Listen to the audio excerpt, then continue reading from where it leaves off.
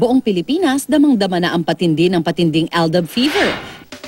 Pero ang tambalang Aldab, hindi mo na lang basta mapapanood dahil ngayon, may enjoy mo na rin itong kainin at inumin.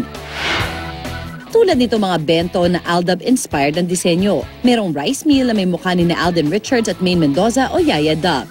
Ito ay ginupit na nori at bread. Aba, Aldab-themed din maging ang sweet treat na kasama. Pero syempre hindi pa tatalo si Lola Lidora. Meron din siyang rice meal na bida ang kanyang mukha. Bukod sa rice meal, mapapa-Aldabyo ka rin sa itsura ng pasta. Ang design, magkasamang mukha ni na Alden at Yaya Dub. Gumawa kami ng bento art for the Aldab phenomenon. Plus ano kami, fan. So, kumbaga, expression na rin siya ng fandom namin sa Aldab Nation.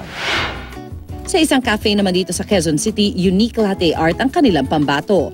Ang kape nila kasi nilagyan ng mukha ni pambansang Bay Alden at meron din si Yaya Dub. Wow! Wala pang 2 minuto nagawa na ito ni Mr. Zach Yonzon. Ang galing, di ba?